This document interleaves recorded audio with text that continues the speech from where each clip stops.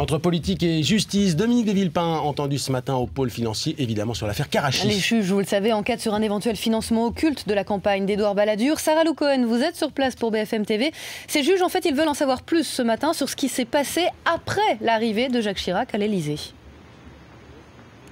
Oui, exactement. Et c'est la deuxième fois que Dominique de Villepin, l'ancien Premier ministre, est entendu ici au pôle financier. La première fois, c'était en 2010. Une audition comme témoin qui n'avait pas donné suite. Mais effectivement, depuis, l'enquête a avancé. Les juges qui se sont concentrés jusqu'ici sur le financement occulte de la campagne présidentielle d'Édouard Balladur en 1994 ont élargi leur champ d'action. Ils cherchent à savoir si le système de rétrocommission versé en marge des contrats d'armement a perduré au-delà de 95, c'est-à-dire après l'élection de Jacques Chirac. Or, Dominique de Villepin était à cette époque secrétaire général de l'Élysée.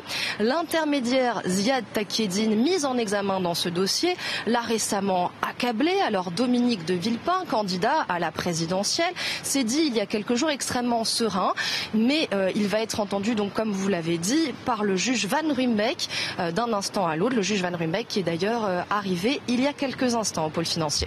Merci beaucoup Sarah Lou avec Quentin Mollion.